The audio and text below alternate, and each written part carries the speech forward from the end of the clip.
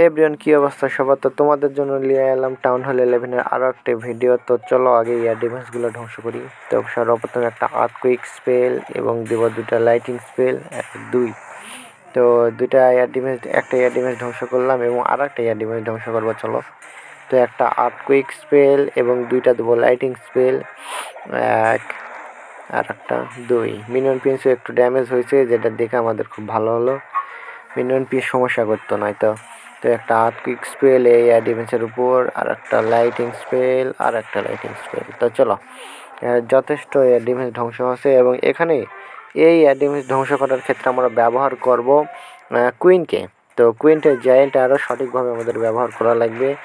আগে রিসোর্সেসগুলো ধ্বংস করি, তারপরে আর্চারটার উপর নখক, বাস। তো দেখতেই পাচ্ছ আমাদের কিন্তু আর একটা এয়ার ডিফেন্স ধ্বংস হচ্ছে এবং এই সাইডে দিলাম কিং, যাতে কিং ফানেল তৈরি করে, এবং ই ড্র্যাগন দিয়ে দিলাম।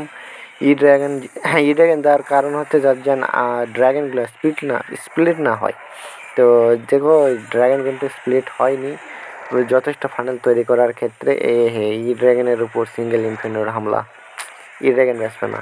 তো যাই হোক, আমরা ড্র্যাগনের উপর হিট স্পেল ব্যবহার করলাম এবং ড্র্যাগন এবং বেলুন কিন্তু সিঙ্গেল ইনফিনিটর দিকে দৌড়ে সিঙ্গেল ইনফিনিটর ধ্বংস করছে এবং আস্তে আস্তে তারা কিন্তু টাউন হলের দিকে অগ্রসর হচ্ছে। মিনিয়ন প্রিন্সের অ্যাবিলিটি দিয়ে দিলাম যাতে ড্র্যাগনদের উপর একটু কম ড্যামেজ পড়ে। তো হিট স্পেল আবারও ব্যবহার করলাম, কিন্তু হিট স্পেল যথেষ্ট কাজ দিল না। তারপরেও দেখা যাক আমরা কত দূর এগোতে পারি।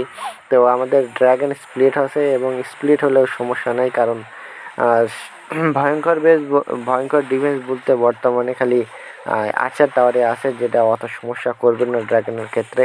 আমরা নিশ্চিন্তে কিন্তু 3 স্টার নিয়ে আসতে পারবো। তো দেখতেই পাচ্ছ এরকম অ্যাটাক স্ট্র্যাটেজি ব্যবহার করে কিন্তু টাউন হল 11-এর এমন মারাত্মক বেসগুলো ধ্বংস করা যায়। যদিও এটা নর্মাল মুড, তারপরেও হার্ড মোডেও আমার এই ড্র্যাগন অনেক কাজে দিয়েছিল। তো দেখতেই পাচ্ছ আমরা কিন্তু 3 স্টার নিয়ে ফেলেছি। তো এই ছিল আজকের ভিডিও। ভালো থেকো সবাই।